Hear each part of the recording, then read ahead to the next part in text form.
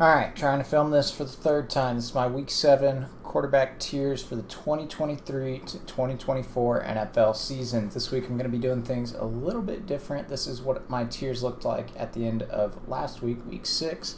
But rather than going through and putting them up there individually, I'm just going to kind of talk more so about the ones that are moving and focus more on those guys. Obviously, since my last video, Anthony Richardson has been ruled out for the rest of the season with a shoulder injury that he's going to be getting surgery on. Hopefully he comes back looking great next year. But for now, we're going to have Gardner Minshew in there because that's going to be who the Colts starting quarterback is for the rest of the way. Probably going to change Josh Dobbs soon when Kyler Murray comes back. Also, side note, I think Gardner's one of the best backups in the league, even if he has some terrible games where he'll throw 3 interceptions. I think he's in that top tier of backups, so not terrible situation for the Colts, although I do think that kind of kills their playoff chances. Anyway, on to the quarterbacks. At the bottom row, Bryce Young didn't play, not moving. Daniel Jones didn't play. He had Tyrod Taylor, who looked terrible, but surprisingly looked as good as Daniel Jones. I think Daniel Jones is better, but he looked like he was as good. Anyway, Desmond Ridder, still trash. I think even though they won and he put up some decent stats, if you just look at the box score, didn't impress in that game, which I saw a lot of because on Red Zone it was one of the closest games in the early window. Mac Jones moving up, probably the best game of his career against a good opponent. But he's going to need to do more to move out of bad. I still think the Patriots probably need to move off of him, but it's not a replace ASAP situation. Zach Wilson didn't play, so we're going to keep him here at bad. Ryan Tannehill, same thing. Russell Wilson, they won, but didn't look super impressive, so we're still keeping him at bad, but there is a path there to move up the tiers. Kenny Pickett, I'm going to move up, just because even though the Steelers aren't winning because of him and almost in spite of him, he's still contributing in key moments, and he's got a little bit of a clutch gene, so I'm going to just keep him up there. Also, the Pickett to Pickens connection is still pretty legit. Justin Fields didn't play. We had, Tyler Badgett or something like that from Shepherd College. I'm not going to move Justin Fields because he didn't play, and it was just one game that he missed, I think, right? I think he came out halfway through the Vikings game last week, but whatever. Anyway, bad news for Justin Fields is this Badgett guy or whatever, he looked actually decent, and he's not actually the Mr. Irrelevant, but nobody's ever heard of this guy. And so that is bad news for Justin Fields that he came in and looked that good. 50% of the Bears' wins are now without Justin Fields. Josh Dobbs, we're going to be moving down to the replace ASAP just because Kyler Murray is going to be coming back. And obviously, you're not going to keep Josh Dobbs over Kyler Murray. So up to the serviceable tier, going to Sam Howell. I'm going to have to move him down. The Commanders just played terrible. I will give him a slight excuse. His offensive line is atrocious and historically bad. Jordan Love we're also going to move down because even though it was a close game and the Packers almost made a comeback, Jordan Love, almost the opposite of Kenny Pickett, doesn't have a very good clutch gene, except for I think it was the Saints game. But the Saints, Derek Carr got injured that game. I don't really think that's super duper clutch. And what was it? It was only it was a pretty low scoring game. It was 20 points or something that they needed. Anyway, Jimmy G didn't play. Now, the Raiders did play awfully, and Brian Hoyer was terrible, but that's not his fault that Josh McDaniels still thinks Brian Hoyer is a playable QB. Deshaun Watson played 5 plays, then P.J. Walker came in. I'm not going to move Deshaun just yet, although I'm starting to think he's going to go down to bad just because P.J. Walker comes in and looks borderline as good, if not better. The only reason I'm holding him here is because he had a good game in week 3 or 4 that he looked almost like his old self.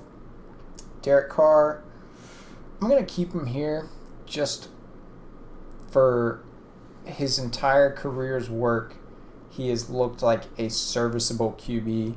And now for like 2 or 3 games this year, he's looked pretty terrible.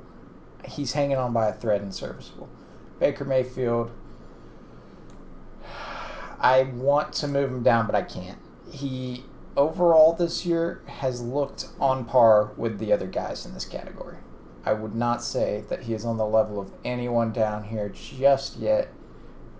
Again, he's hanging on by a thread. But I would say it's a thicker thread than Derek Carr's. Maybe. Anyway, Gardner Minshew, he looked great this week.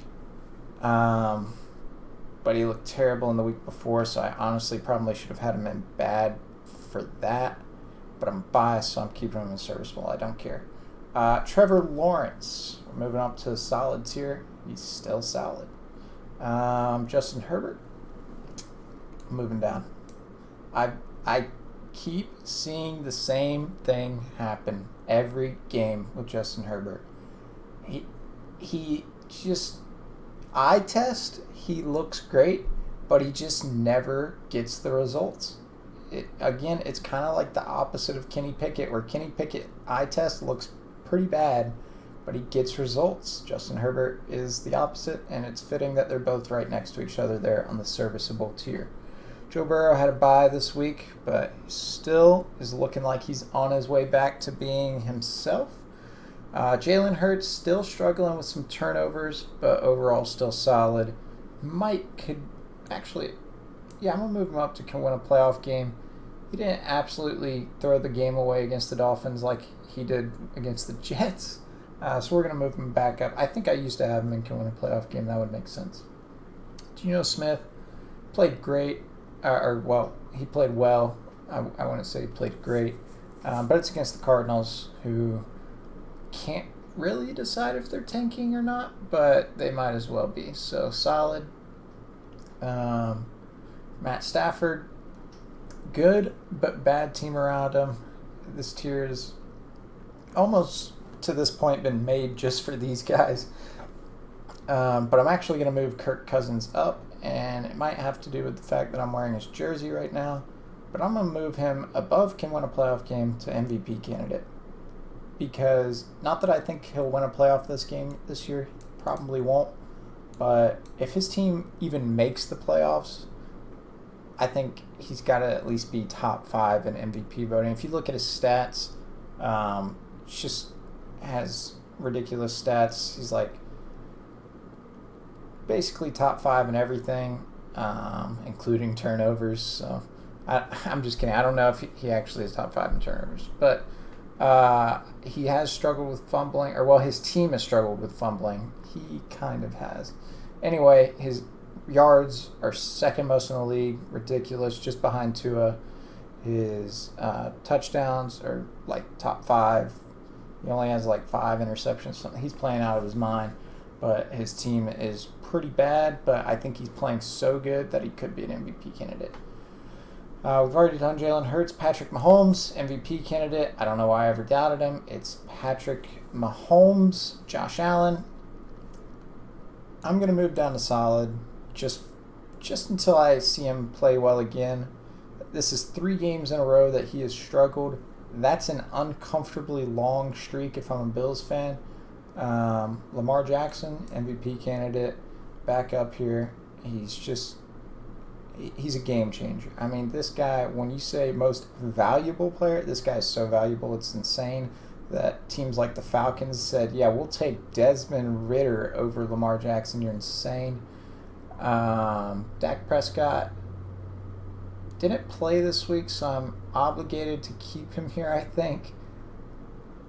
But I want to move him down just because I don't like the Cowboys. But I'm not going to do it. CJ Stroud didn't play this week. Has been looking like he could win a playoff game. Brock Purdy is definitely moving down, though.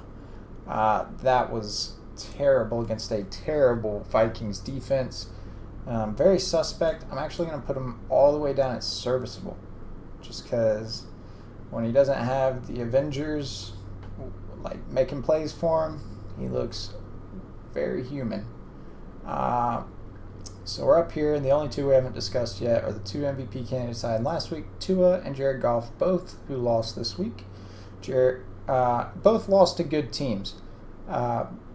Tua, I still think is an MVP candidate. I still think he's the MVP front runner. I think the top three are probably him, Mahomes. If the Vikings make the playoffs, Kirk Cousins. If they don't, Lamar Jackson.